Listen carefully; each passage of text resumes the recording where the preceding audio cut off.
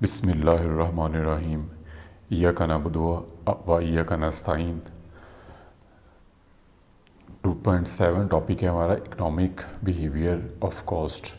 तो ये F1 business and technology book है, ACCA की पहली बुक है, उसका ये टॉपिक है। इसमें हम कॉस्ट का बिहेवियर टाइम के साथ साथ देखते हैं कि किस तरह अफेक्ट करता है। ठीक है, कॉस्ट जो है वो कैसे अफेक्ट करती है टाइम के साथ।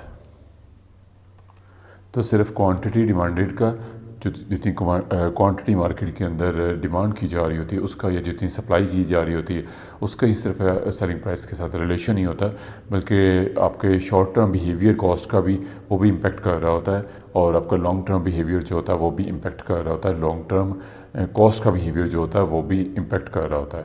तो शॉर्ट टर्म कॉस्ट बिहेवियर के अंदर हम एग्जांपल्स के साथ इसको करते हैं।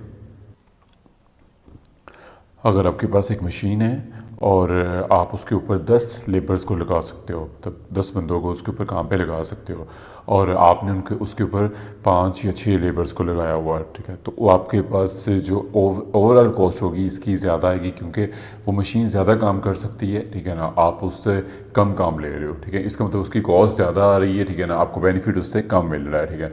अगर आप क्या करते हो, उस पर लेबर्स को इंक्रीज़ करना शुरू कर देते हो, ठीक है, आप उस पर 10 लेबर तक कंप्लीट कर देते हो,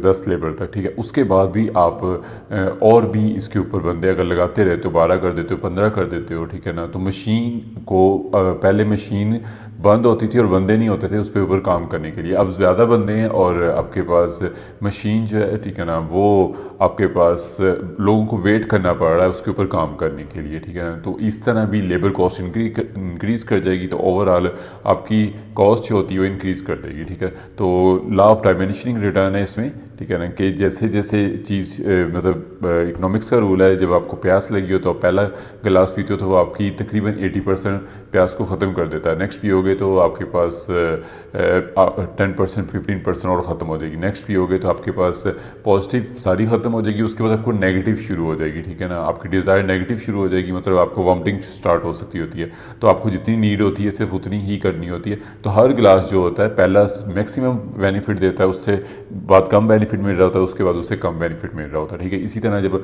आप मशीन के ऊपर लोगों को लगाते हो तो पहले आपको मैक्सिमम बेनिफिट मिलता है, एक लेवल के बाद जाके आपका बेनिफिट जो होता है वो कम होना शुरू हो जाता है। इसको लॉ ऑफ डायमेंशनिंग रिटर्न कहते हैं, कि रिटर्न जो होता है हर यूनिट के साथ साथ कम होता रहता है, ठीक है। तो इक्वल क्वांटिटीज़ वेरिएबल्स की आप मटेरियल लगा सकते हो या आप लेबर लगा सकते हो। जब आप यूज़ करते हो तो शुरू में वो जो आपको उसका रिटर्न मिलेगा वो ज़्यादा मिलेगा, ठीक है, वो ऐसा ऐसा रिटर्न कम होता जाएगा, और उसके बाद फिर वो कॉस्ट ज़्यादा होना शुरू हो जाएगी और रिटर्न नेगेटिव के अंदर जाना शुरू हो जाएगा, ठीक है।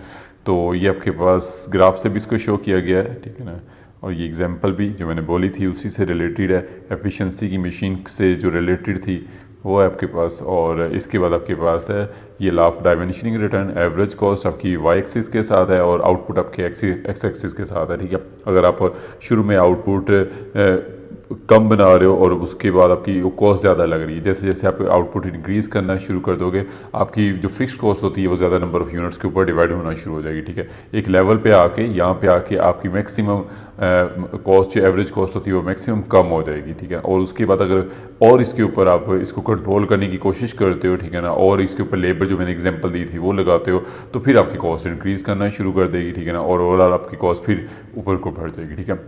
तो ये आपके पास हो गया short term behaviour, cost behaviour हो गया। नेक्स्ट आपके पास है लॉन्ग टर्म कॉस्ट बिहेवियर।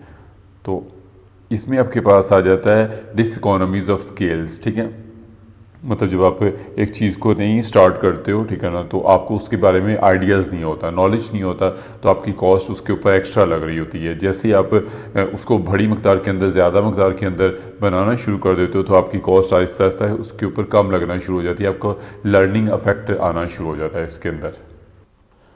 तो शॉर्ट टर्म के अंदर तो आपको इसका जो है बेनिफिट होगा, ठीक है ना, लेकिन लॉन्ग टर्म्स के अंदर आपकी जो फिक्स कॉस्ट होती है वो भी वेरिएबल कर सकती हैं, ठीक है। फॉर एग्जांपल आपने हर साल कॉन्ट्रैक्ट को रीन्यू करना होता है तो दोबारा आप बार्गेनिंग कर सकते होते हो रेट को कम करवाने के लिए, ठीक है। इसी तरह जब आप एक फैक्ट्री चला रहे होते हो और आप नंबर ऑफ़ यूनिट्स से ज़्यादा प्रोड्यूस करना शुरू कर देते हो। एक लेवल ऐसा आता है कि आप मैक्सिमम कैपेसिटी यूज़ कर रहे होते हो, फिर भी आपके पास ऑर्डर ज़्यादा होते हैं, तो आपको न्यू फैक्ट्री लगाने की ज़रूरत होती है, न्यू स्पेस चाहिए होती है मशीनरी लगाने के लिए, तो आपकी एकदम कॉस्ट को इंक्रीज़ होगी, ठीक है।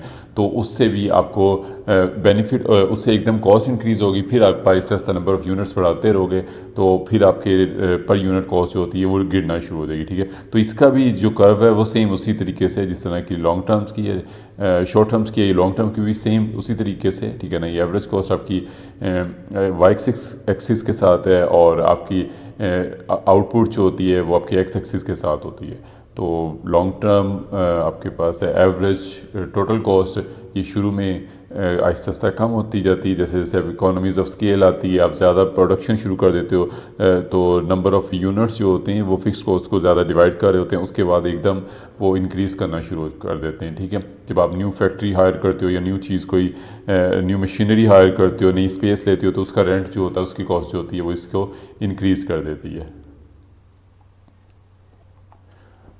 तो मैं इसको रीकैप करता हूँ। शुरू में जब आप बिज़नेस को एक्सपेंड करते हो तो आपको कॉस्ट को कंट्रोल नहीं कर पा रहे होते, पुअर मैनेजमेंट की वजह से, आपकी सप्लाईज़ का प्रेशर्स होता है, उसकी वजह से डिमांड ज़्यादा होती है, आप उसको फुलफ़िल नहीं कर पा रहे होते, इसलिए चीज़ें कॉस्टली बन रही होती है, ठीक है। तो यहाँ पे डिसइकोनॉमीज़ ऑफ स्केल का इफेक्ट आ रहा होता है, ठीक है, क्योंकि आप कम चीज़ें बना रहे होते हो, और जैसे जैसे आपकी प्रोडक्शन बढ़ती जाती है वैसे वैसे फिक्स कॉस्ट जो होती है वो नंबर ऑफ़ यूनिट्स के ऊपर, ज़्यादा नंबर ऑफ़ यूनिट्स के ऊपर डिवाइड होती जाती है। तो आपके पास जो नेट कॉस्ट आपकी होती है वो कम हो जाती है, फिर एक लेवल के बाद फिर इंक्रीज़ करती है और फिर डिक्रीज़ करती है, ठीक है।